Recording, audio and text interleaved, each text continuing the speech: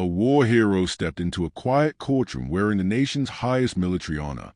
The judge told him to remove it, and in that one moment, years of buried injustice came rushing to the surface. You could hear a pin drop when he walked in. Sergeant Delron Massey stood tall, saying nothing. The courtroom wasn't full, but it wasn't empty either. On paper, it was just a routine civil hearing in Wilmington, Delaware. A fellow veteran from Fort Drum was being sued over a contract. Delron had flown in to testify as a character witness. That was all. Nothing dramatic. He came dressed in his formal uniform, shoes polished, every ribbon in place. But what drew attention wasn't the uniform. It was a small golden star pinned above his heart, the Medal of Honor. As he walked to the stand, the atmosphere shifted, not because of what he did, just because of who he was. The bailiff cleared his throat. Sergeant Delron Massey, U.S. Army, retired. Delron's boots clicked gently on the floor. His eyes didn't wander. He knew where he was going. When he reached the witness stand and raised his hand to be sworn in, the judge cut in.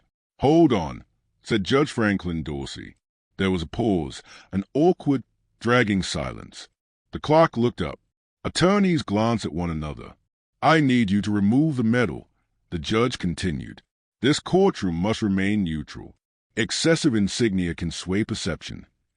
Delron didn't move, not out of defiance, but disbelief. The Medal of Honor isn't decoration.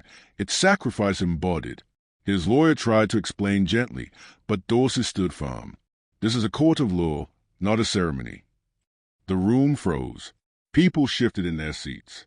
A few whispers rose from the gallery. Someone began recording with their phone, discreetly. Delron exhaled slowly. He unpinned the medal from his jacket, not to make a statement, but to obey. He laid it quietly in his lap, not on the table, not on display, just still. He didn't argue. He didn't ask why. And that silence rang louder than any protest could have. After his testimony, Delron stepped down and walked out. No handshake, no nod, the medal still resting gently in his palm. Outside, a reporter from the Wilmington Ledger stood by the curb, cigarette in hand. He caught a glimpse of Delron's face. A court intern followed behind, phone still recording. She uploaded the clip to X. By nightfall, the video had surpassed 600,000 views. The caption, "Judge orders Medal of Honor recipient to remove medal. Seriously." Veterans groups were tagging each other. Activists began raising questions. Even people unfamiliar with military protocol knew it didn't feel right. Judge Dorsey refused to comment. Delron did too. He returned to his hotel. Didn't check his phone. Didn't issue a statement. He sat on the edge of the bed and stared out the window. No outrage. No anger. Just stillness. Later that night, he called his mother. "You okay?" she asked. "Yeah," he said softly. "Just tired." She waited. "He made me take it off," Delron finally added. "Said it was too much." There was silence. Then her voice, calm and full of quiet fire. "You earned that. With your hands, your feet, and your blood. Some folks don't know what respect smells like until they choke on it." Delron didn't reply. He just sat there, letting her words settle. But no one, not even Delron, knew how far the ripples from that moment would spread. 2 days later, he was back in Chesapeake, Virginia. No press, no attention, just him and his Labrador mix, Boone, walking their usual trail behind the church. He wore an old hoodie and gym shorts. To strangers, just another man walking his dog. But around here, folks knew him, not because he bragged, just because word traveled.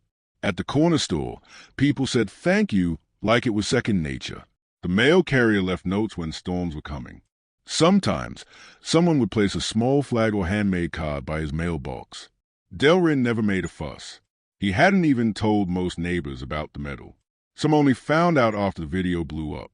Long before Syria, before Fort Drum, before the moment that changed everything, he was just a quiet kid from South Norfolk, raised by his mother, Cora Massey, a retired hospice nurse who believed in firm values and soft voices. His father, Bernard, had passed when Delron was 14. A quiet man who believed showing up on time and speaking with intention was strength. That stuck with him. At 19, Delron enlisted. Infantry. Not because he loved war, but because he wanted to carry something heavier than himself. He liked responsibility. He understood pressure. After 2 deployments, he was selected to serve as a tomb guard at Arlington. Most don't realize how hard that is. The selection, the brutal inspections, the silence. One wrinkle in a sock, and you start over. But Delron passed. One of the few black soldiers ever assigned. And when tourists leaned too far over the rails or kids asked questions too loudly, he never flinched. He just walked, step by step, day after day. Then came the 3rd deployment, Syria, 2018. An ambush. Civilians caught in the crossfire. His unit pinned down. Radio contact broken. Delron led a team to flank the attackers, not for retaliation, but to carve an escape route for the medics. He carried 2 injured soldiers back under fire. One survived. One didn't. A month later, Delron was pulled from rotation and quietly told he was being considered for the Medal of Honor. He didn't tell anyone, not even his mom. Not until 2 weeks before the ceremony. The event was private, family only, a few officers, some members of Congress. He wore the medal once on television, then tucked it into a velvet pouch and placed it in his sock drawer. He once told a friend, "Wearing it feels like stealing someone else's voice." The ones who didn't come back, they earned it more.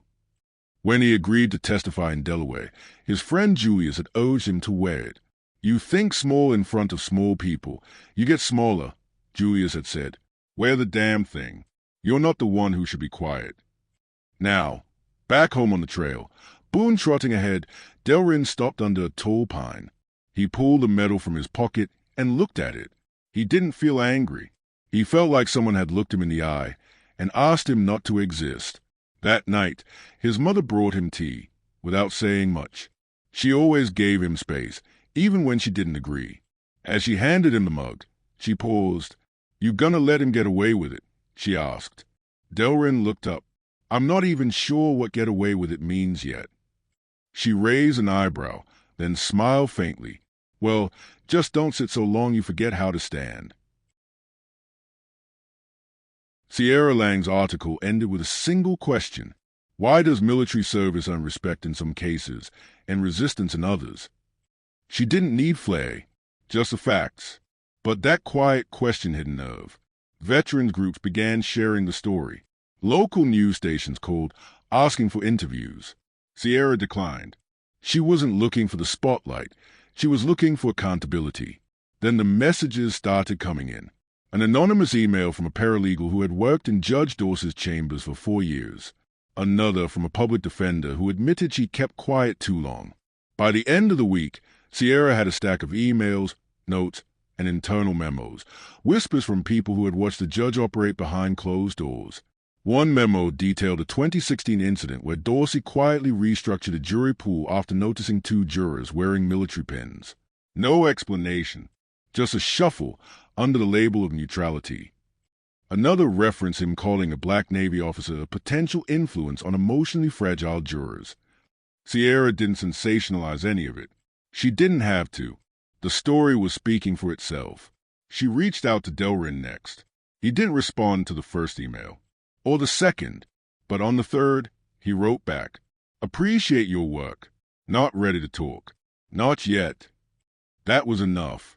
Sierra pressed on. She filed a public records request with the Delaware Judicial Council, digging into Dorsey's rulings. She contacted the local bar association, quietly, methodically, gathering every puzzle piece she could. Meanwhile, the comment section under her article exploded.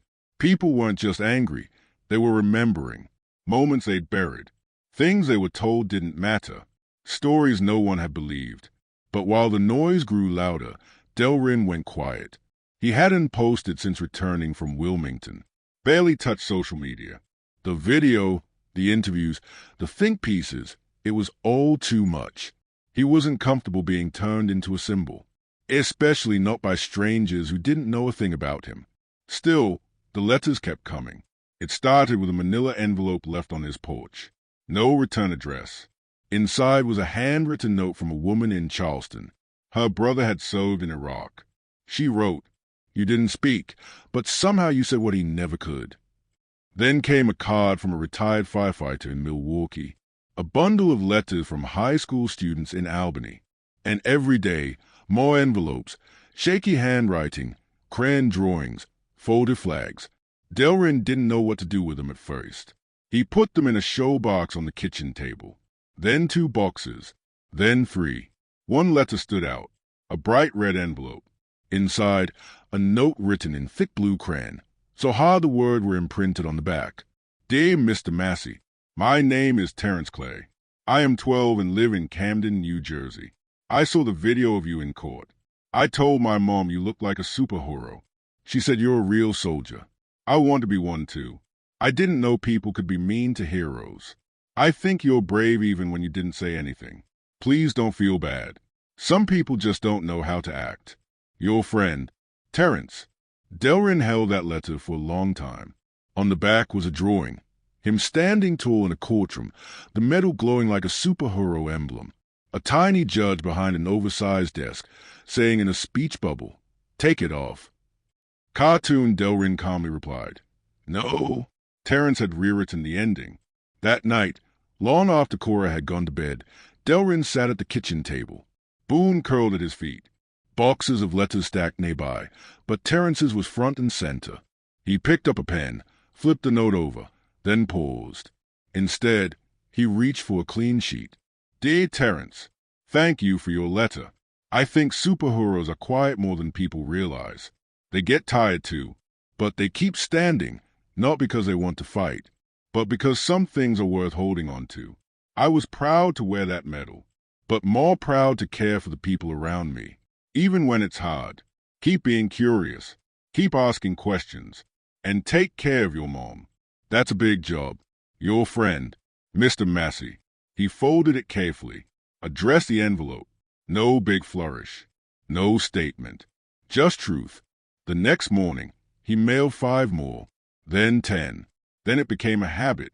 Every morning, before walking Boone, he'd sit down for an hour and write back. Simple words, nothing dramatic, just what he wished someone had told him when he came home, and didn't recognize the silence in his own house. One day, he opened a card from an Army widow in Vermont.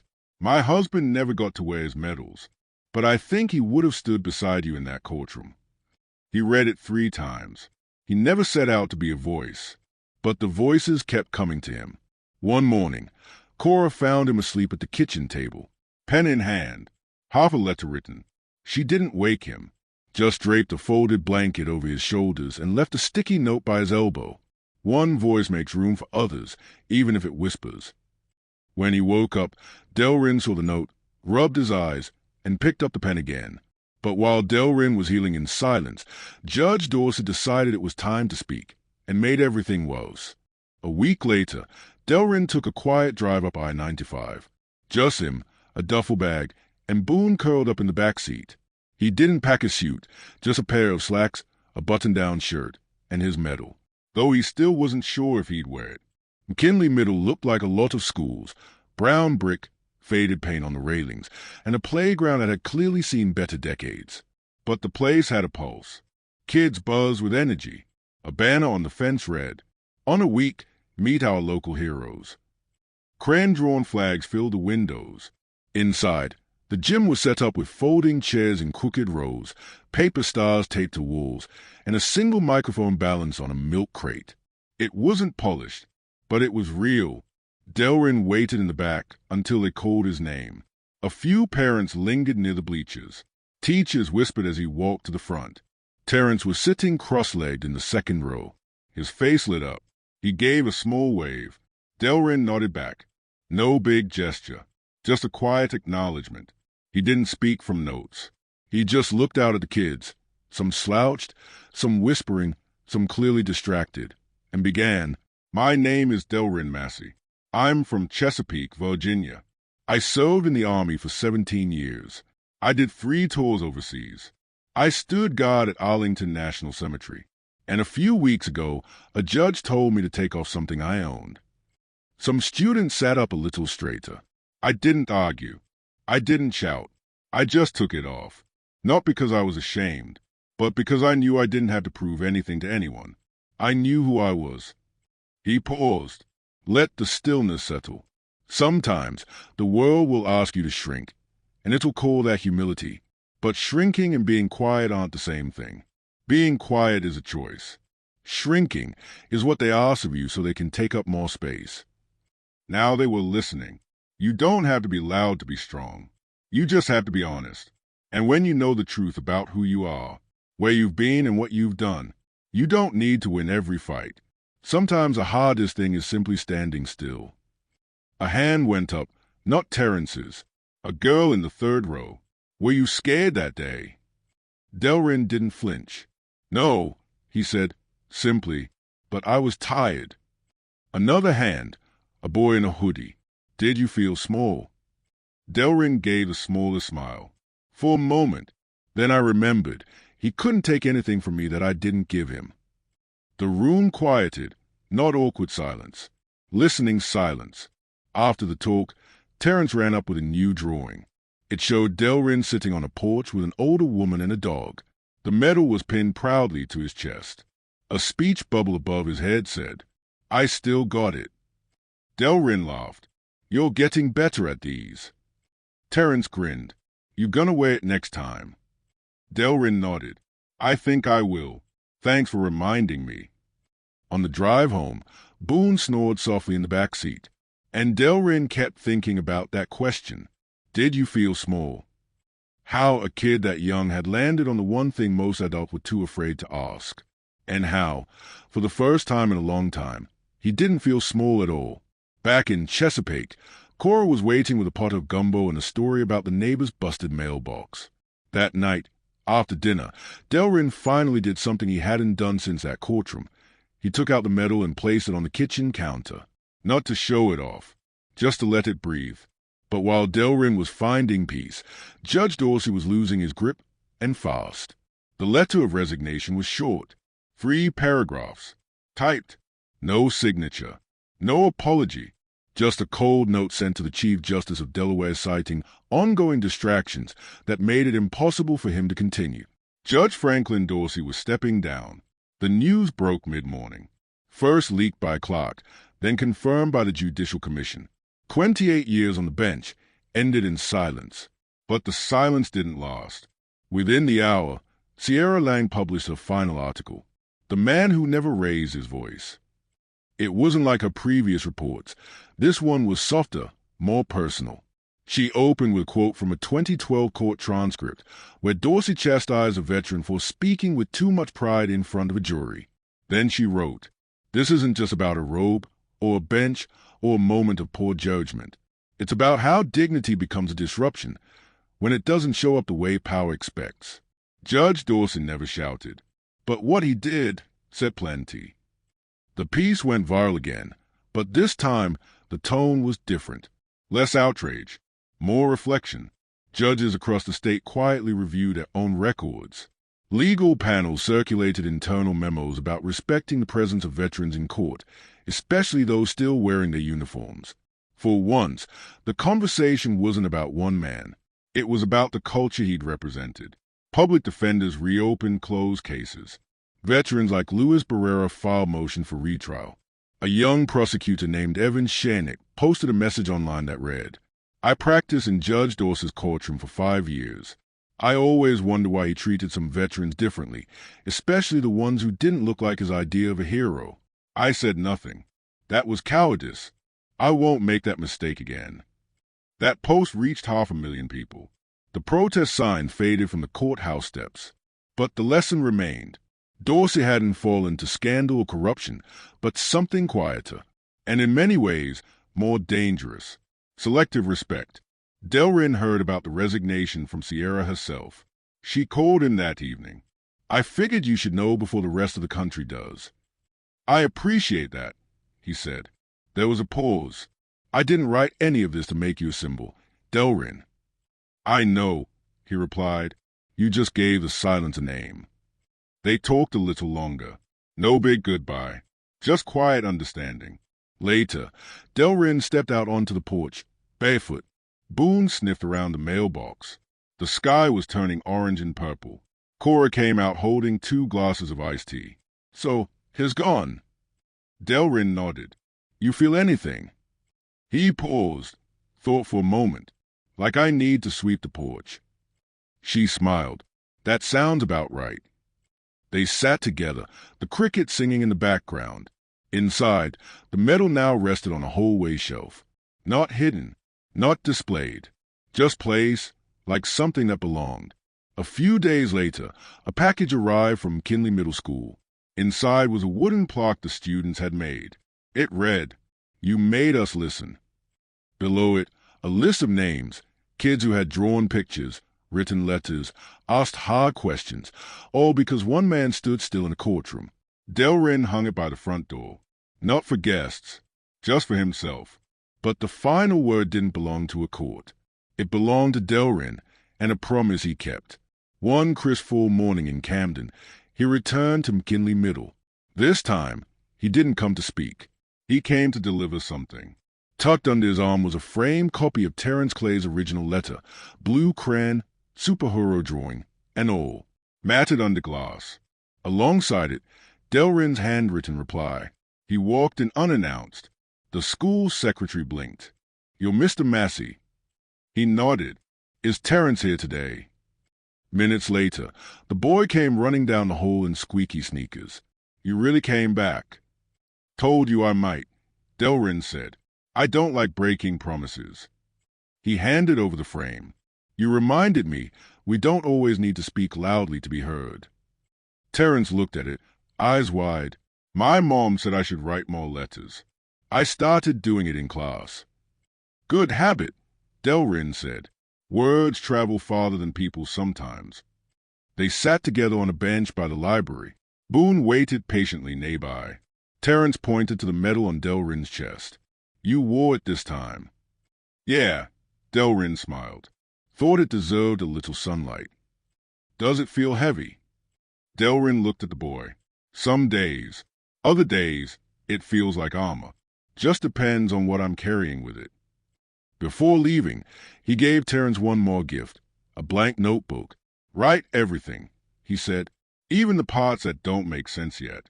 That's how we figure them out." Back in Chesapeake, life slowed down again. Letters still came, less often, but no less meaningful. One from a judge in Kansas, one from a young Marine in Okinawa, one from a mother who said her son carried himself differently now. Delrin started something small. A quiet mentorship group for veterans, those who felt lost in their own neighborhoods. No speeches, no structure, just space. He didn't advertise it. He didn't name it. He just showed up. Cora helped too, cooked for the meetings, told jokes, and reminded everyone, stillness isn't weakness. It's strategy.